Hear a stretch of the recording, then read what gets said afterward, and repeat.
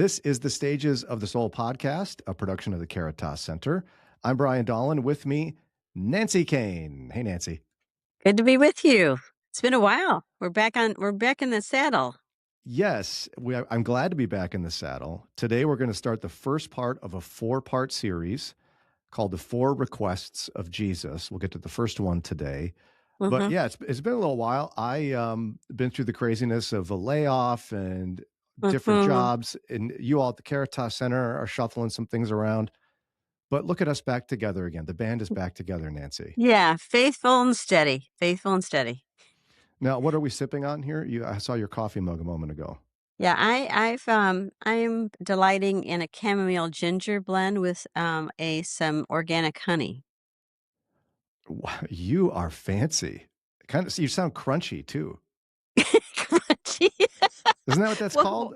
what's crunchy? It's like where you got your organic this and you're all you just Oh don't like yeah, I'm regular not honey. It's got crunchy. to be I'm not organic. crunchy. Yeah. No, it doesn't have to be organic.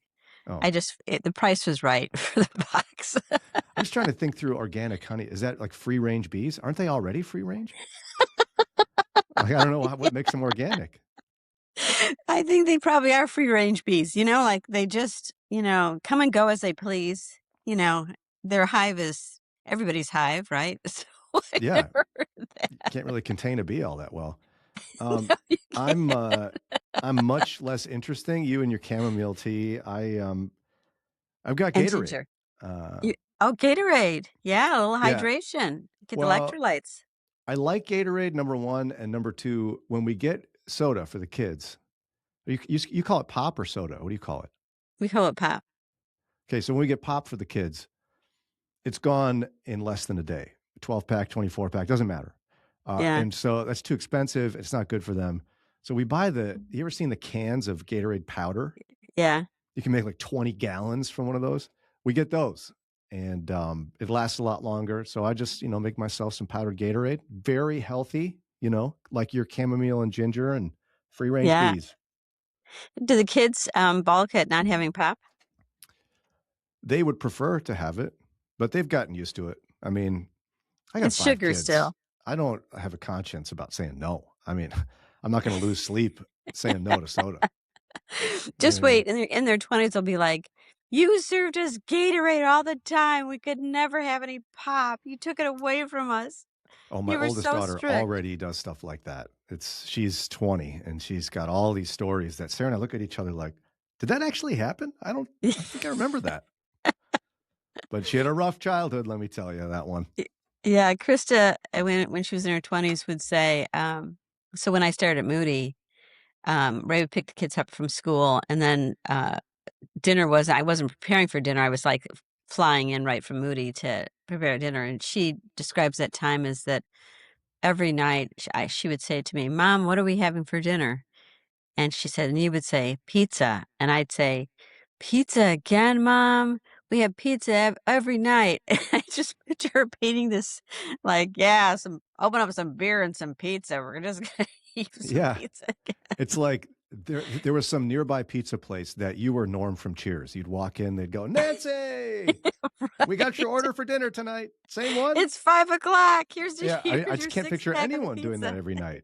Yeah, right. Did she say what kind it was? Was it like frozen pizza or were you picking it No, up? it was fresh pizza.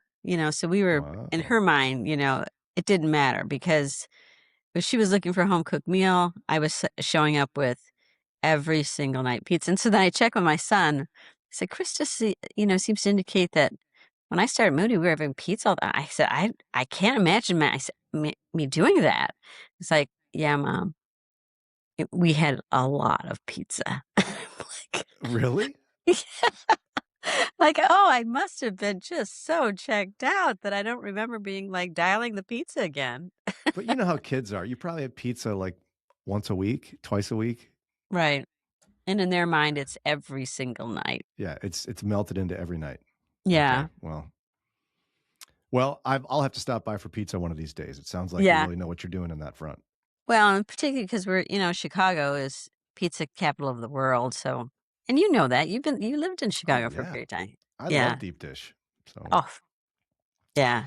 All right, Nancy, today we're going to be doing the first of the four requests of Jesus. So take us to the very first request. What is that? So, just to back up here, I think that one of the things that's curious to me is how often we see in Scripture um, God asking questions of man, like Hmm. from Adam. Where are you, Adam? Like rather than starting with a statement, he starts with a question. And we see the same thing with Jesus. Is that often he's asking questions first before, like, do you like with the paralytic at the pool? Do you want to be well? Versus coming and saying, um, it seems like you want to be healed, or, addressing some kind of statement. He starts with a question. And so I was pondering on this, and I saw, I think we could build a sequence of questions from Jesus's life. And that's where we're going to cover four of them today, four questions that Jesus poses. Yeah, and you're right about how curious that is, right? Like, what did God ask Adam again? Like, where are you, Adam? And Mm-hmm. he knew. Mm-hmm. He knew where he was. Mm-hmm. So there's a sense in which the question is for our own good, not because God is really wondering. Yeah, right. As he looks at Adam outside the garden and says, "Where are you?" Yeah, I think, and the thing with a question is it forces reflection Yeah. versus a direct statement. A direct statement, we can say, we can agree or disagree, but we're not having to really reflect. With a question, it forces us to go, like with Adam, where am I? Well, I'm naked. I'm afraid. And whereas an outward statement would never get to that. Well, and when people are asked probing questions, I think it's disorienting. Like if someone gives you a controversial opinion on something happening in culture today, and you go, "Huh, why do you think that?" They just have a really hard time coming up with some sort of explanation Mm-hmm. for Mm-hmm. the why, because you do have to do that self-reflection to figure it out. And often we're confronted with, well, I'm just parroting it. I heard it. Mm-hmm. I don't really have a reason for thinking something. I'm Mm-hmm. just spewing things. But that's not, I don't think, what the Lord expects of us. Wisdom Right. would dictate a much more deeper analysis. Well said. Well said. Yeah, go ahead. Let's jump into the first Yeah. request. I thought you were going to. Look um, at us. We're a little rusty, Nancy. yeah, yeah. We're back in the saddle, but we're not riding the horse too well yet. Maybe it's bareback today. I don't know. Yeah, it is bareback. I see the first question being in John, where Jesus appears on the scene, and the disciples are seeing him, and he says, "What are you seeking?" And I really think that it's again, rather than Jesus saying, "Yes, I'm who you were looking for," and then go right into "Come follow me," he says, "What are you seeking?" And I think that that's very, I think for a lot of us, that's the first question Jesus often asks. What do you want? What are you seeking? Hmm. And in that question, then it provokes, what do I really want? For some reason, it's even surprising to me that was his first question. I'm trying to think back to it. I think we often just sail past that. Mm-hmm. What are you seeking? Yada yada yada. Fishers of men. Let's go. Mm-hmm. But no. Yeah, he could have asked a whole bunch of other questions, couldn't he? Mm-hmm. Or even walk up and go, "Guess what, guys? It's me. Here I am. You've been waiting. Da-da-da, da-da-da. Here Yeah, we I'm the are." long-awaited Messiah. And but I think I can only imagine that what it provokes within them is, what do we want? Do we want the Messiah? Are we just seeking curiosity? Um, do we really want what we've been waiting for so long? Um, they know on some level he's the Messiah because John the Baptist has already come forward and said, "See the Lamb of God who takes away the." There's been that uh, dialogue around it, but again, it goes to that deeper question. I think for us in our era, it goes to, what do we really want from God? Hmm. Because Yeah. and I was thinking about this when I was writing this, is that often I've fallen into the trap of wanting from God what I think God wants me to want. Tell me more about that. So if God was to ask me, what are you seeking? I'd say, oh, I want to know you more. Like you're in Sunday school. Right. Right. Like squirrel, Yeah. that's always the great answer. But I think that this gets to, am I willing to be honest with God? What do I want? I want relief. Um, Fill in the blank. I want to pay my bills. I want this person to call me. What do I want? But that doesn't feel very spiritual. No. And I wonder how many people don't take the time to examine what they truly want. I mean, because if you look even at a cursory level at American Christians today, as being as careful as possible, I would say there's a category of believer that really is just looking for power. Mhm. Mhm. That they want power in society. And so the best means for that might be the Bible or Jesus. Mhm. Mhm. Others want, I don't know, maybe they want to be a martyr. It's not that they're Mhm. looking for intimacy with Christ or for reflecting his character in their life because Mhm. of what he's done for them. They're just more like, "Oh, I want to do the right thing. So look Mhm. at me. I'm doing the right thing for the poor and oppressed." Mhm. Mhm. And I So, think and I yeah, go think in ahead. that go ahead. No, go ahead. Well, no, I just I don't often stop and think like, what would my answer be? Mhm. Mhm. And But you've I done think that at the Caritas Center events where you ask people questions like that, and we all put our heads down, like, "Don't ask me. Ask somebody else." she's looking at me, she's looking at me. And I think it also comes from my own experiences that I look back over my life and I spent a lot of years being a good, praying what I thought God wanted me to pray versus really, and then Him orchestrating circumstances that were proving that what I was praying really wasn't what I wanted. And then what I really wanted was, now it was the honest point of, I'm frustrated, or this is not happening, or this is taking too long, or getting back to what are you seeking?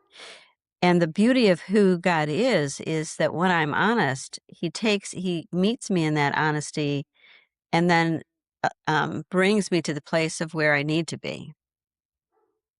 So He doesn't force my hand of, you should have been more trusting right now, or you should not have wanted that thing that you value. He meets me in that honesty, and in that love burns away the stuff of the flesh that doesn't really matter. So what does that honesty sound like for you? Like, 'cause someone's listening and maybe they have never done that before. They're more just kind of parroting what they're supposed to say as opposed to being honest. I think it's starting, well, every morning um, right when I awake, I start to pray, and there's mornings where it's like either I had a bad night's sleep or I'm preoccupied with something that I started thinking about when I first woke up. That's honesty in prayer. Of Lord, I'm stressed here. I'm not focused on you. I'm preoccupied with this, but be with me in this. And I found a pattern that I has been immensely helpful is when I even can't pray, I say, orchestrate this time so that I pray, so that I Hmm, meet you. I like that. And I find there's never been a time, I'd have to say that I've never not found the shift happening of him granting me that grace. Hmm. Yeah, for me in the last, 9 months or so when I got laid off back in May, I've consistently at various turning points because I still haven't quite landed yet. We're being provided for. The Lord's taking care of us. And I've had a Mhm. lot of times where I'm just like, Lord, I don't know what you're doing. To be honest, I don't like it, but I trust you. And Mhm. I know you have Mhm. what's good for me. I've been able to Mhm. find a peace because of that. I guess I'm almost parroting David's imprecatory Psalms. I'm not asking that Mhm. he's going to knock my enemy's teeth out or anything, but it is like it feels cathartic in a sense to be able to say, yeah, I don't know what you're doing and I don't like it, but Mhm. I do trust you. Mhm. Well, and it feels like there's a movement then to really seeing him versus looking at our own, being preoccupied with our own wants and desires. So when you move to that, but I trust you, feels like now you're gazing into his face and you're interacting with a person versus just stopping at this sucks, I don't like this is going on too long, this is not what I was asking for. You stop there, you're basically dialoguing within yourself. Right. And then I try to solve it myself if I stay Right. there. Mhm. Mhm. Yeah, and I think that that's prayer is really this ongoing development of a relationship with Him where we begin to see Him more and more in the midst of our sin, in the midst of our complaint, in the midst of our joy, and Him loving us to the next step. Yeah. There was a time when people gathered in the town square, sharing life stories and what truly mattered. Stained Glass Media envisions a revitalized spiritual town square, where stories are told with passion and vibrancy, and where hope has the power to change lives. We hope you're enjoying this Stained Glass Media production. To discover more stories of life change, visit stainedglass-media.com. That's stainedglass-media.com. Yeah. And I think it promotes patience. It has for me. Mhm. I've been able to Mhm. find some more patience uh, when I actually say I trust you and I mean it. It makes me pine less for the next thing right away and for me to solve it. So what do you see shift within you? See, this is a Caritas question. Yeah, Isn't there right. somebody else answer that? Ask me that again. Let me think through that. So what do you see shift within you? So you're talking about trust. You feel like it's building patience. But what does that look like? I mean, how do you know you're building patience? I I'm not navel gazing as much. Like I've had days where there's a lot of uncertainty about what's going to be next, but Mm. I've been able to like I've been struck by a sunrise on a really snowy Mm. day. Or you know how it gets really cold and have you ever seen like an open field untouched by like Mm. feet and it almost like glistens the snow Mhm. when it's deep? That with a sunrise, but we live out in the country by a farmhouse. I've been struck by that. And I used to go months and then be like, "Look at that, there's stars. I forgot God made those." You know, I'm Mhm. so in within myself that I don't see it. And so I guess perhaps that's one of the hallmarks for me that patience is increasing because I'm able to look up. And I would say able to look up and receive the glory of God revealed. Mhm. In the midst of my circumstances that I may or may not be happy with. Mhm. Mhm. That's a beautiful shift. And can you imagine if this goes on? Well, we don't know what God's going to do, but that increasing exponentially. I'd love that. Yeah. But see, even your response is God's grace. Because the Brian of a year ago would have been like increasing that. Yeah. you know, I just like to solve things now, please, Nancy. Yeah. right, right. Mhm. And that's a huge, huge shift because it's moving you to a place of more intimacy with him, Mhm. more availability.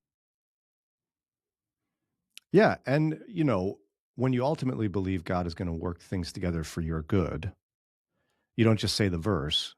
When you really start to live it out, anxiety loses its grip. I mean, I'm not saying it's not still hanging on, but it loses its grip for me a little bit. It loosens, which has been Mhm. much better in the midst of uncertainty.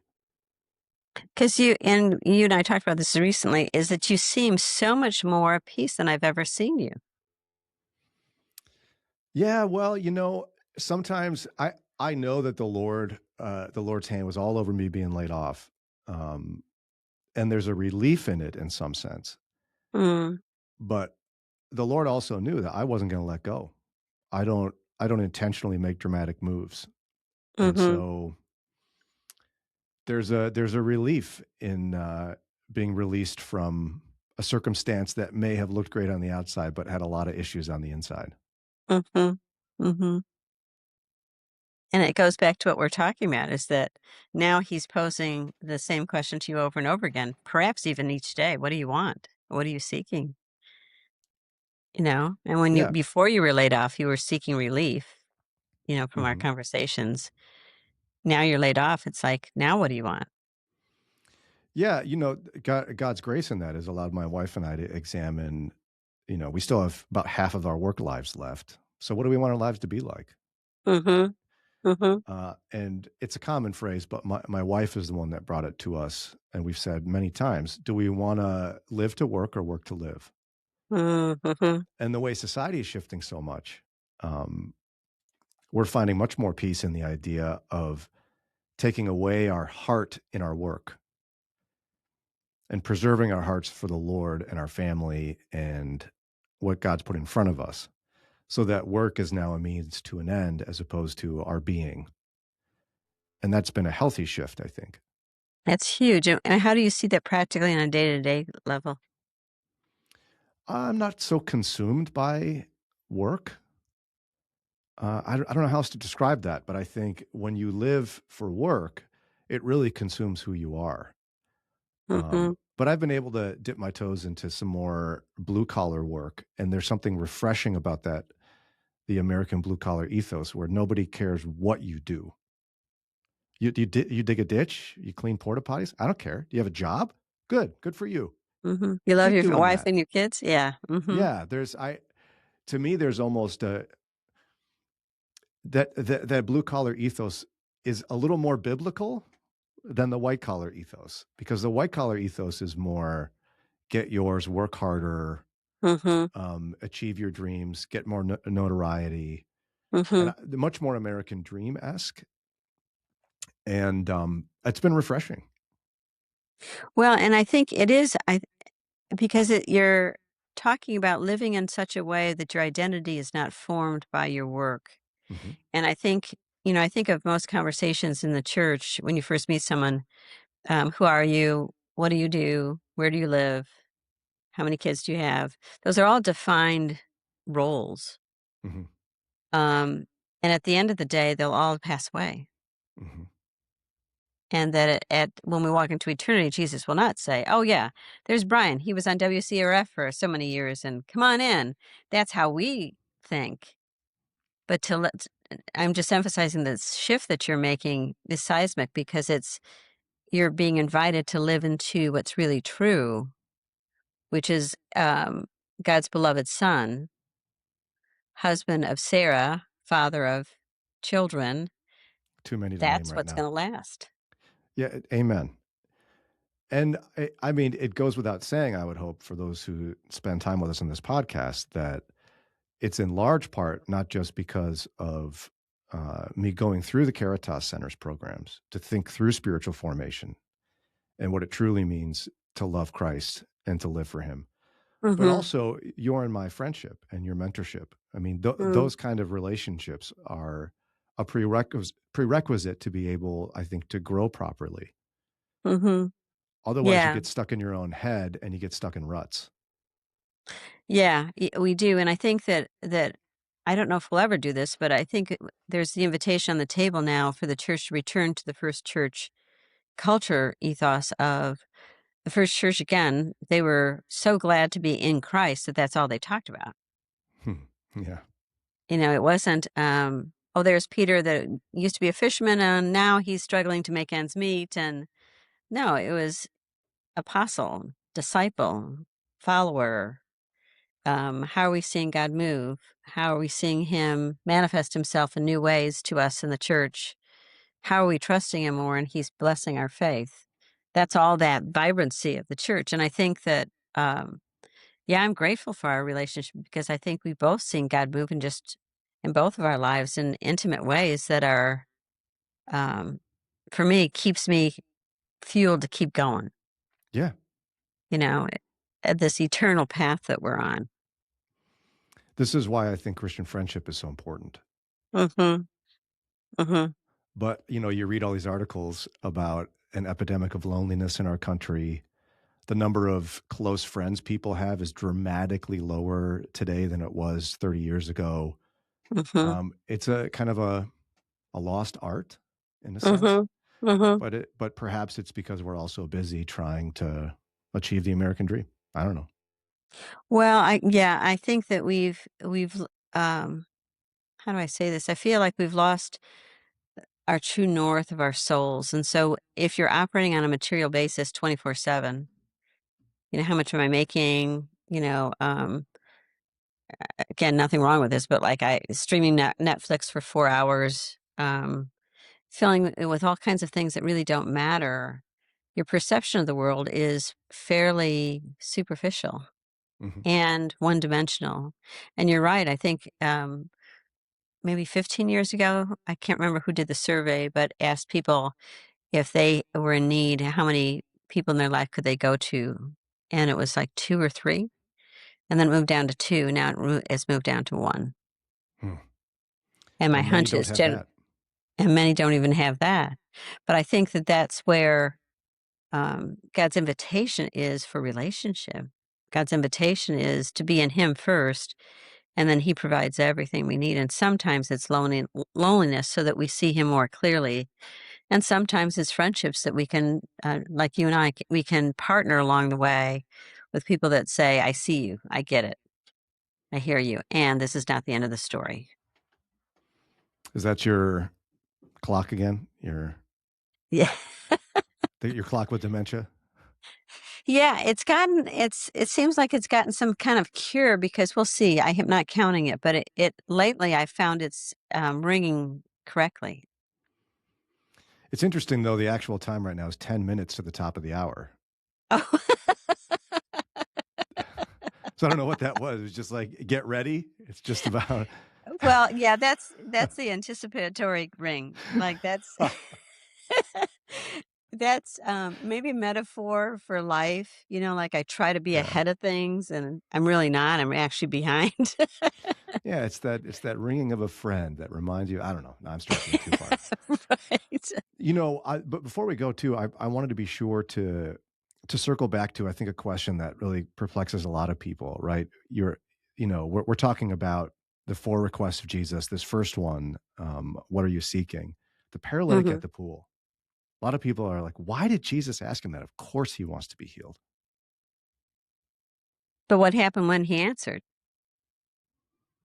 Yeah, remind me. I don't have the So tip of my tongue. so he doesn't say yes. So I'm thinking if I'm in that guy's position, I wouldn't say, "Okay, let me tell you the story."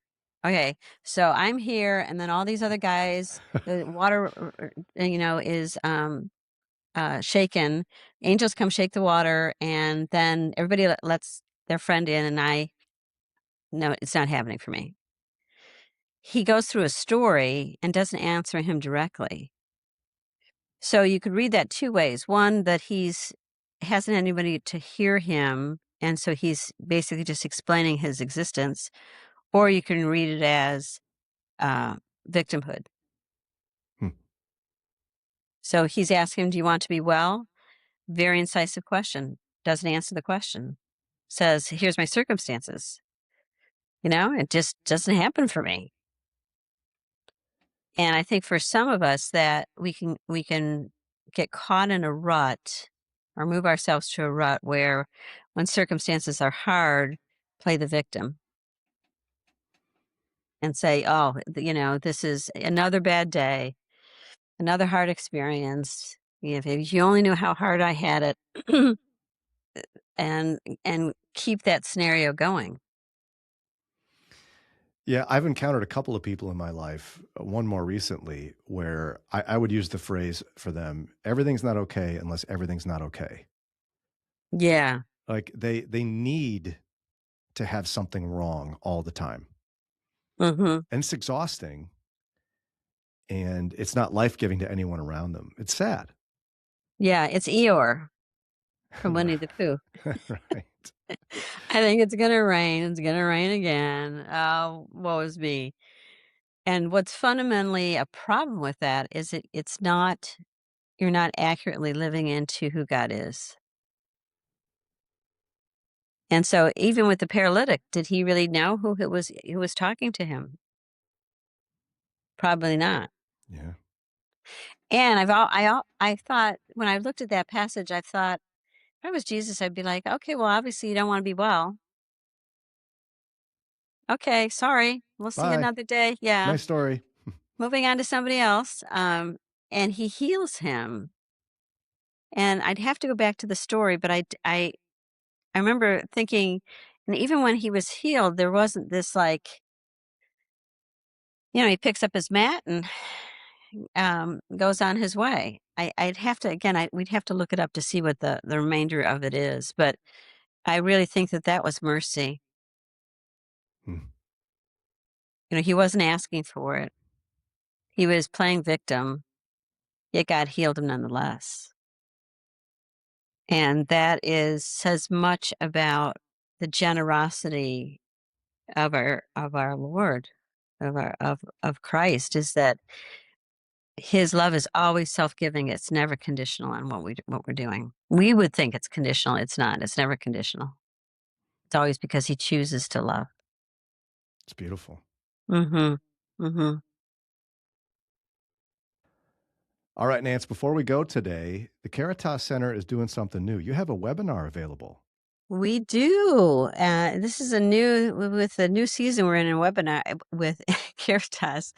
We'll be offering more webinars. And the first one is on maturing in prayer. So it's combining stages of prayer. How do you know if you're deepening in prayer, and how do you know if you're just kind of circling the wagons constantly and never really growing? There's a correlation with depth in prayer with our own spiritual formation. So we're looking at integrating my Stages of the Soul book and concepts of maturity with Teresa of Avila, who is a 15th century. She's considered like a doctor of the church because of her deep theological writings on prayer. So combining those two, and it'll be a 2-part series, February 17th and February 24th from 7 to 9 and 7 to 8:30, sorry. And yeah, even if you haven't been a part of Caritas, you're welcome to join us. You just have to go to info@thecaritascenter.com and just tell them that you're interested in joining. It's $35 for the 2 sessions, and if you can't attend both, it'll be recorded, so you'll have the recordings available to you. Oh, wonderful. So if someone's like, man, I can only make one, it's not a big deal. They can still take it in the recorded Right. version. Is it And we have interactive or is it more lecture oriented? It's lecture, and then we'll have a time for Q&A, and Oh. then we'll see if I have time to do them in guided prayer. Wonderful. So head over to thecaritascenter.com, thecaritascenter.com, or email info@thecaritascenter.com. Yeah, let's just to have them info@thecaritascenter.com, because we, as with this new season, our website's still under construction. Oh, fair enough. So just send over an email, info@thecaritascenter.com. Right. Fantastic. Yeah, it'll be great. Yeah. All right. That'll do it for today's episode of the Stages of the Soul podcast.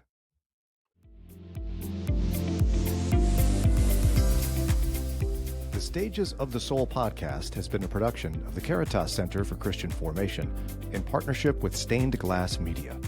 Don't forget to subscribe to, rate, and review this podcast to help us spread the word. Nancy Kane is a licensed professional clinical counselor, retired professor, author, and speaker. Brian Dolan is a radio host, podcaster, and former public school teacher. Be sure to check out the Caritas Center's Spiritual Formation Program, as well as more information about this podcast at thecaritascenter.com. That's thecaritascenter.com. And last, but certainly not least, special thanks to the man, the myth, and the legend, Ray Kane, for his guidance, support, and expertise. Talk to you next time.